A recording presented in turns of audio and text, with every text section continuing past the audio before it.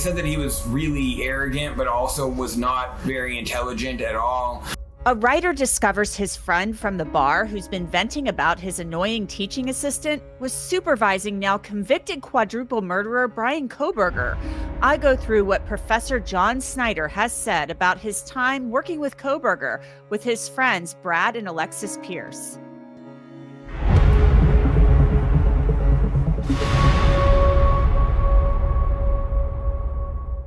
Welcome to Crime Fix. I'm Angenette Levy.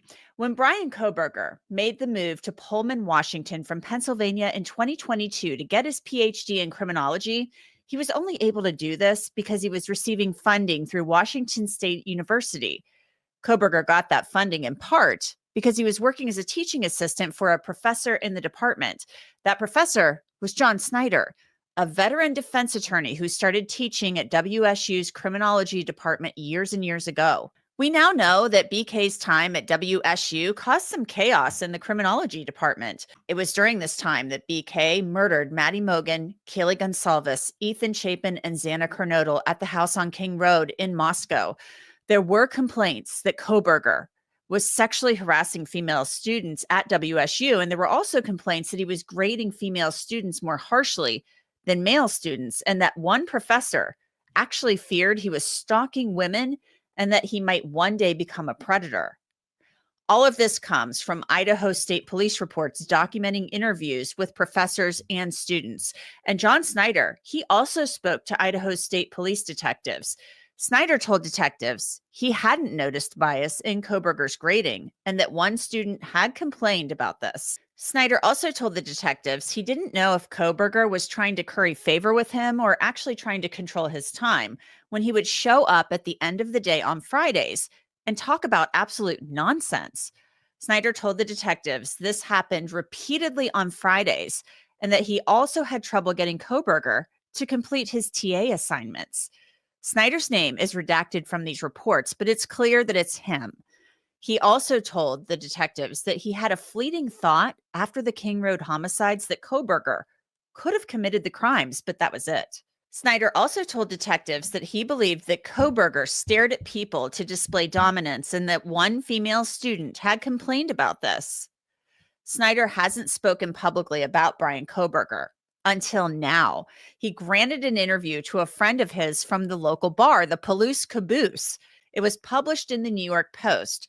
Brad Pearce hangs out at the bar in Palouse, Washington. His wife, Alexis, is the bartender there. I spoke with Brad and Alexis about their talks with John Snyder over the last couple of years and Brad's article and how it's being received. It's been really very positive. This is the largest place that I've really had anything published, and I often write about kind of niche foreign policy or, political issues. So it was something that was a wider interest, especially to people in the small town that we live in. So I've gotten a lot of really positive feedback, both from people here, from editors that I know, from the general internet. The overall comments and responses on social media and on the New York Post's page were pretty positive overall, though of course anything like that you get some people making random stupid comments. So let's turn back the clock a little bit. Let's go back to fall semester of 2022. Alexis, you work at the Caboose, and John Snyder, Professor John Snyder, he's a regular, right? Yeah, he's probably one of our favorite regulars. If you spend any time at the same bar a lot, you have like this kind of like little bar family. So I could always kind of tell if he was having like a good day or a bad day, or if he wanted a fancy beer, I call it, when he has something a little nicer than a Coors Light. And he just kind of kept getting more and more run down as the semester went on. When did he kind of start talking about this TA who was kind of giving him some trouble? I don't specifically quite remember when he was talking about it. You get a little busy, you get kind of normal work complaining, chit chatty. It was definitely, I know, closer more towards the end of it, he was getting real fed up. I know from interviewing him, he said it was by midterms he had pretty much entirely given up on anything, on getting any work or anything good out of Kohberger. But so, yeah, and I don't necessarily remember when the complaining started either, but from speaking to him, it was very early on he realized this guy was going to be a problem. And Brad, you go visit Alexis at work, and this is kind of how this whole thing starts. you're hanging out at the caboose, visiting your wife, and John Snyder is somebody who comes in, and you're sitting there at the bar, and you talk to him, and what does he start saying to you about this guy? I mean, you're just hanging out talking, and people gripe about work. It's what people do at the bar. So what is he saying to you that you can recall where you're like, oh man, that stinks? It's not anything that specific. It was, it's such a normal thing at a bar to talk about the problems with your job when you're there after work. It's like there's the George Carlin joke about everyone hating their job, and we have a support group for it that's called The Bar. So it wasn't anything that specific. It was really just repeatedly of not liking him, of that he was difficult to get along with, that the students didn't like him, that, he was getting complaints from students, that he wasn't doing a good job. Really everything that makes for a bad employee, basically. There's a reason Crime Fix is one of the top-ranked shows on YouTube right now, just like there's a reason why Morgan & Morgan is America's largest injury law firm. They're a firm with more than 1,000 attorneys, and that's because they win a lot. Morgan & Morgan has recovered more than $25 billion from more than 500,000 clients. In the last few months, a client in Florida received $12 million after the insurance company offered just $350,000. In Pennsylvania, a client was awarded $26 million. That was 40 times the insurer's $650,000 offer. Another client in Pennsylvania received $29 million after being offered only $500,000. Even if you think your case is not worth millions, why not start a claim and fight for what you deserve? Morgan & Morgan makes it truly so easy. You can start a claim from your phone in just 8 clicks. So if you're ever hurt, you can easily start a claim at forthepeople.com/crimefix by clicking the link below or scanning that QR code that you see on your screen.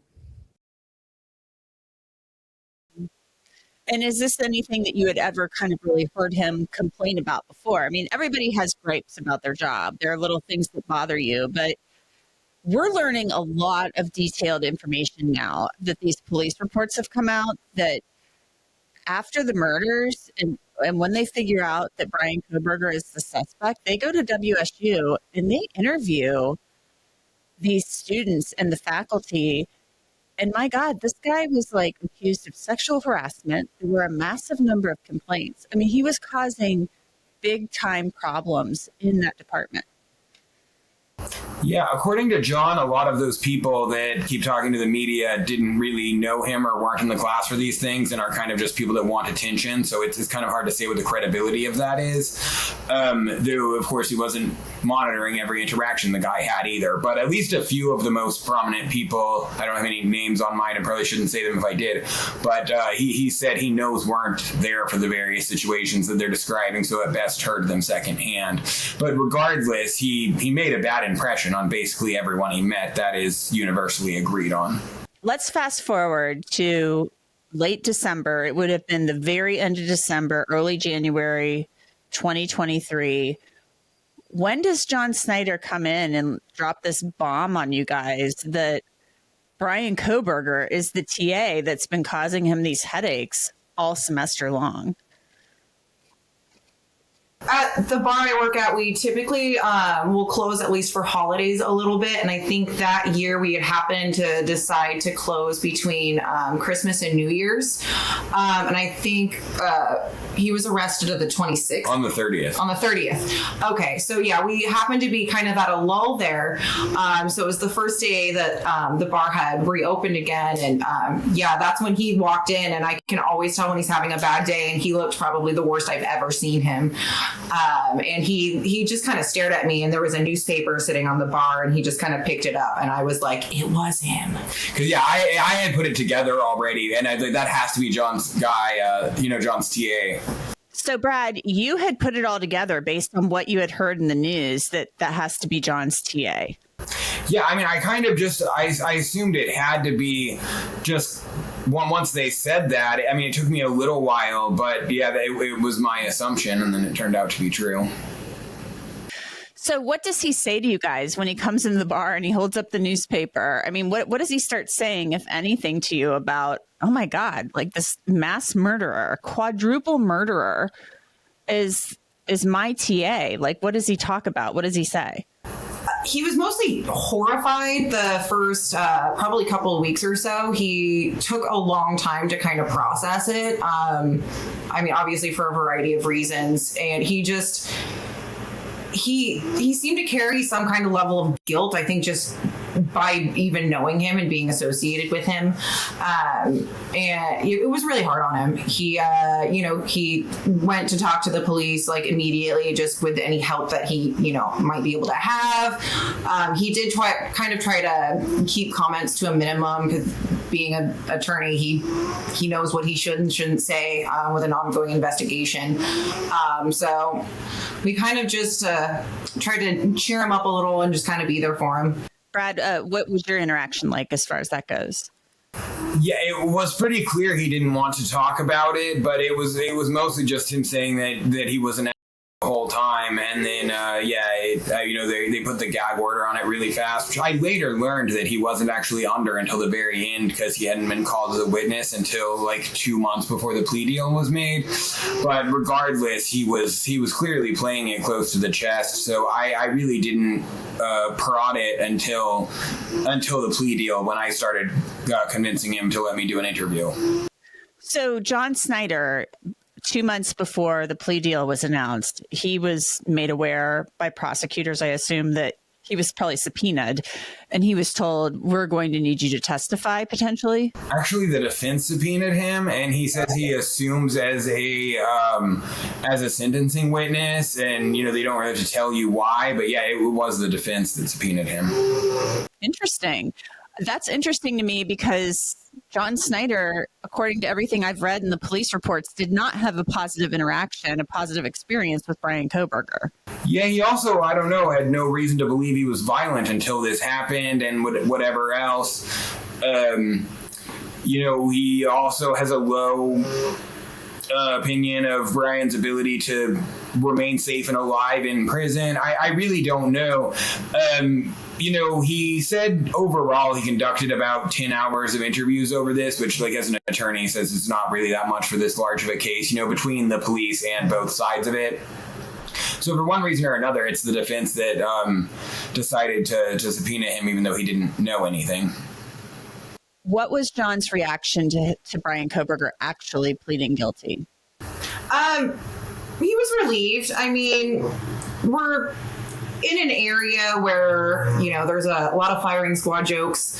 But also, again, as a defense attorney, he also understands what a full trial and appeals would mean for the victims' families and everyone else involved. So, it's a mixed bag, but I think he was relieved that at least a chapter is over in this entire situation. Mm-hmm. How did you convince him, Brad, to do an interview with you? There'd been speculation about him on the internet, and he had done a few emails back and forth like a New York Times reporter, but I do think he was overall ready to tell his story, even though he hadn't wanted to do so, just because his name had been mentioned so much with the case. So since he knew me and he knew it would help out my career and everything else, he didn't actually take very much prodding at all. I got him to agree to it pretty easily. Interesting. So how long did this take, and how did it unfold? Well, I really arranged it the oldest fashioned way possible. I ran into him at the bar and got him to meet me there on a different day. The interview was only a couple of days after we set it up. I interviewed him for 2 hours to write the article that ended up being 1,500 words. This is kind of my writing style generally, whether it's an interview or books or whatever, is that I get a whole lot of information and then I distill it as well as I can.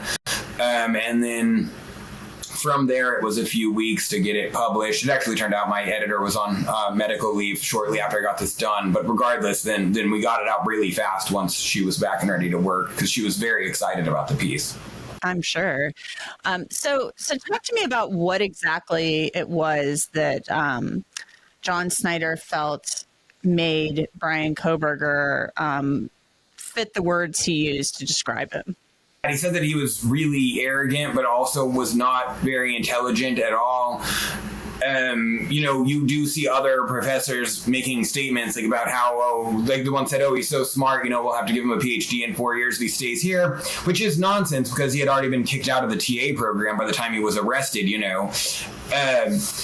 But yeah, I mean, he basically felt like that he was really arrogant despite not being intelligent, and that he was really desperate for attention and ways to control people, and that he was probably, was really trying to get laid with the women and doing very unsuccessful at getting them interested in him. That was kind of the combination of traits that he felt like was making him so bad at his job, both like as a student and as a TA, because like he both wasn't helpful in class in terms of getting papers graded or writing tests or anything like that. He also wasn't teachable in terms of the aspect of John's job that is supposed to be teaching him to be a professor, Did John feel like, and I don't know if you asked this, but did he feel like maybe Bryan Kohberger was just using this whole criminology thing as a cover to commit crimes? I kind of said that in the Post article because that's what I took from the interview and from the broader situation. He didn't really say that directly, though. It kind of seems self-evident to me that he was using studying criminology to become a better criminal, not to help anyone solve crimes or prevent them or whatever. Mm-hmm.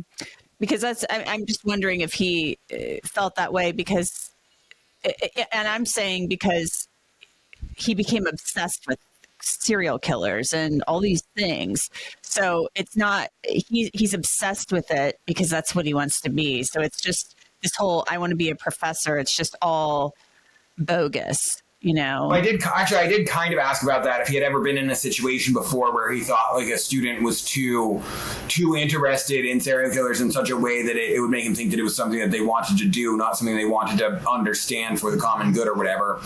And he said that there's not that many students you get to know having a huge amount of them, but that grad students usually more of them, but that it hasn't really crossed his mind with any other student, and it didn't with Kohberger either.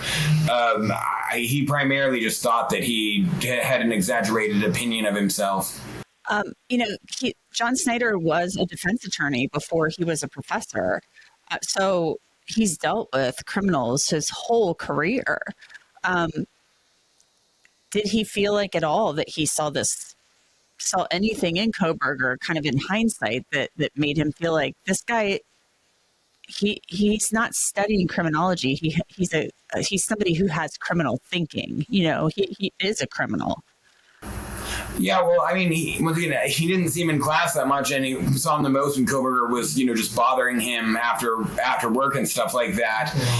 But he did say, because I asked about this, that he doesn't feel that his time as a defense attorney made him, really better at spotting evil than the average person, because he only dealt with, a few homicides and all that time. He did occasionally have really evil people, but, his county is about 50% associated with the university. So as a public defender, especially when you're only dealing with people that don't have their own resources, it's overwhelmingly younger people that screwed up, or people that repeatedly drive without a license, or just various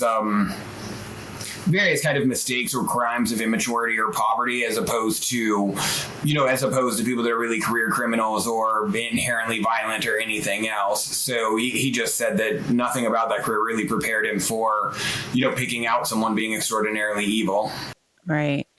What was it like when these murders first happened? You're over in Pullman, so it's about a 15-minute drive from Moscow. Was there fear in Pullman after these murders happened? Okay, so let's clarify, actually. We live in the city of Palouse, which is about 15 miles north of both Pullman and Moscow. And Pullman is only 8 miles from Moscow, actually. That's one of the things Howard Blum had wrong in that book. Anyway, so those campuses are only about 8 minutes apart. A little triangle. So it's just, it's just as if it happened in Pullman, basically. They were looking at other crimes in Pullman that might be related, everything else. But, it was crazy. So I do my grocery shopping in Moscow because everything's cheaper. And I was in Moscow shopping in the time between these these murders being committed and it being reported doing my shopping. So I get home and, there's that initial report of 4 people, there was a call of somebody unconscious and they found 4 people dead. All this, wild speculation started happening of like, maybe they all died of fentanyl. It's like, that's not really how fentanyl overdoses work, that all 4 out of 4 people would be dead and none of them would be there to call the cops. That's not what happened. People were speculating wildly about, I don't know, it's a drug murder, it's this or that. And in fairness, it sounded like a gas leak or something when they say like, there was a call for someone being unconscious and 4 bodies were found there. And so then it was just absolutely shocking that there was a homicide like this. The last homicide in Moscow was like 5 years before, and it was some guy that went crazy and shot up his landlord's office or whatever. It wasn't a whodunit at all.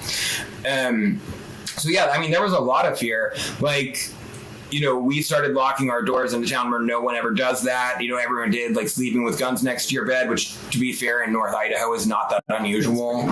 But everyone was extremely alarmed, and the police messaging was just awful because like, we have no reason to believe that there's a danger to the public, and they were basing that on nothing we know now. And then later they'd be like, okay, well, this guy that committed a quadruple homicide is on the loose, so yes, we do have to assume whoever this is a danger to the public. So yeah, it was really scary for everyone in a way that we're not used to here. But it is important to remember that even in a city with, a high amount of homicides, like, Baltimore or St. Louis or something, you think of that as being in poor neighborhoods or drug murders or this person was doing something wrong. Like, no matter where you are in America, 4 like nice college students, who are doing everything right or whatever, getting murdered in their home would shock any city in America. Oh, most definitely. I don't care what size city you would be in. This would be, it would be shocking. I think it's more shocking just because of how safe Moscow seemed to be. Yeah, it's a generally really safe area, and most people around here have gone to U of I or WSU, so it was scary, and also it was also very sad. We've all been, a lot of us have been in college and knew those friendships that you make there. So it was really heartbreaking as well. Well, is there anything else, Brad, that you would like to add about your interview with John or about and Alexis, about how this has, how this has impacted the community or what John said? This is it's one of the worst. I've covered a lot of horrible cases, but this is one of the worst I've covered. I would just again like to thank John for, agreeing to the interview, and thank the New York Post for how wonderful they were to work with and getting this out. I think it was a good opportunity to showcase, our community, that show that, he really is a very nice person that was negatively impacted by this, and to show that, that we're all still here and strong and more than this one crime happening, even though, it does just bring more publicity to the crime. So I guess that is the main thing I would say about it. Yeah, I'm just happy that John finally got to kind of say his piece. He truly is a really kind and wonderful man, and with internet sleuths and stuff, some weird things can get out there, and I think a lot more people got to see what I get to see. Well, Brad and Alexis Pearce, thank you so much for talking with me. I appreciate it. Yeah, thank you for having us on. And that's it for this episode of Crime Fix. I'm Angenette Levy. Thanks so much for being with me. I'll see you back here next time.